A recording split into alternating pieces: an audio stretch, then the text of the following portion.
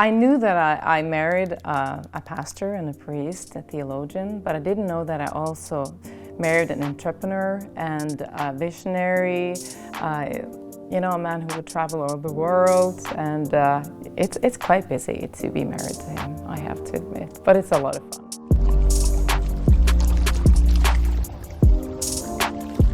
Welcome to Bergen. Here you'll find one of the most growing churches in Norway. And why does it grow? Because it's reproducing disciples, leaders, and new churches around themselves.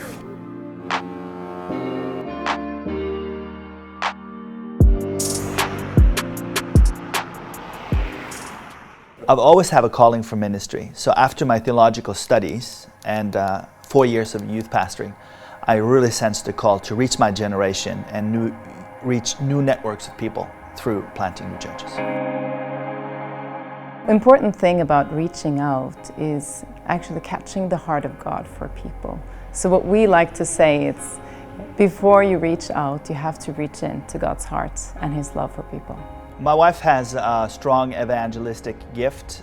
She has it when she shares the gospel herself, and also in igniting that in communities. That's our theology, is that we believe that certain people carry a mandate, and she really does. We encourage people to make faith a natural part of their lives. When they come to the workplace, when they meet their neighbors, when they're with their friends. And as a church, we focus on having an open and inclusive culture. We know that our services is for God, it's edifying for the church and the believers, but it also has to be understandable for our friends who do not believe. I believe that every movement that multiplies needs to multiply what's really simple. So we practice the multiplication of the small group leader, theoretical training and practical training. We have 150 small groups in SALT, and when I lead a small group, I will look for the next leader in my group. I will look for the ones who are trustworthy, who comes to the meetings every time, who participate in the conversations, and then I challenge her to be my assistant group leader. And then I will give her more and more responsibility for every group meeting. And then after a while, when we have grown into a big group, so we have to multiply, then she will lead the one half and I will lead the next half, and then we start the process over again. Then we did the same thing with the church planters. We gave them practical on-site residency with us, they trained with us, and then we gave them a year class called the Church Planting Institute. Which is a one-year leadership residency program where they go through a curriculum and lectures, but at the same time they serve as a kind of an apprentice, church planting apprentice in an established congregation.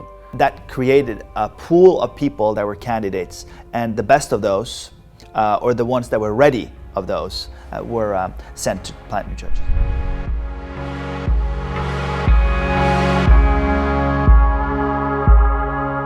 And now we are driving out to Hordaland. That's the place where the first Salt Bergen church were planted. Hi, good to see you, Øyvind. Welcome to Knavik. Thank you, it's so beautiful to be here.